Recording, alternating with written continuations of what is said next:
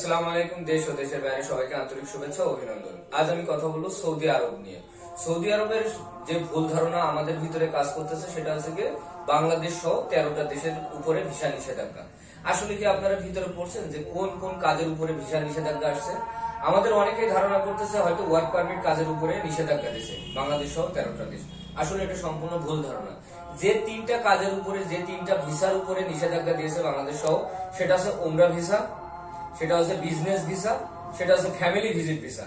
এই 3টা ভিসার উপরে আপনার নিষেধাজ্ঞা জারি করছে। বাট আমাদের ভিতরে যে ভুল ভ্রান্তিটা কাজ করছে যে ওয়ার্ক পারমিট অর্থাৎ কাজের ভিসার উপরে যারা যাবে তাদের ভিসার উপরে নিষেধাজ্ঞা দিয়েছে। না, এটা সম্পূর্ণ ভিত্তিহীন এবং বানোয়াট কথা।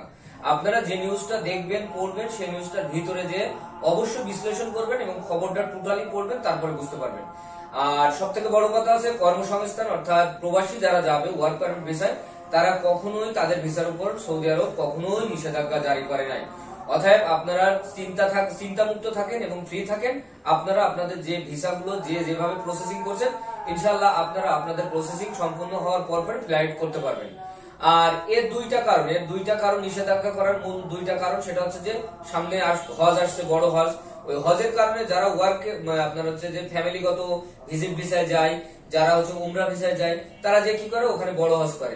এটার ক্ষেত্রে তারা কারণ দেখিয়েছে। তারা কারণ দেখানোর মূল কারণ হচ্ছে যে এর জন্য মানে জনগণ বেশি হয়ে যায়, গ্যাদারিং হয়ে যায়, আর কি দুর্ঘটনা ঘটতে পারে। এইসবের কারণে তারা মূলত এই 3টা ভিসার উপরে নিষেধাজ্ঞা দিয়েছে বাংলাদেশ সহ 13টা দেশ। আদারওয়াইজ বাংলাদেশ সহ যে বাংলাদেশের যে ওয়ার্ক পারমিট যেগুলো ভিসা হয়ে গেছে, কাবিলা হয়ে গেছে, পরবর্তীতে আপনার ভিসা নামবে, সমস্ত ভিসা চালু আছে এবং সমস্ত ভিসার কাজগুলোই হচ্ছে।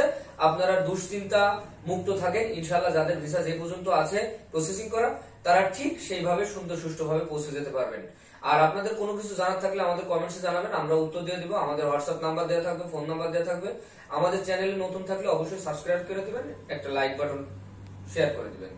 ধন্যবাদ সবাইকে। আসসালামু আলাইকুম।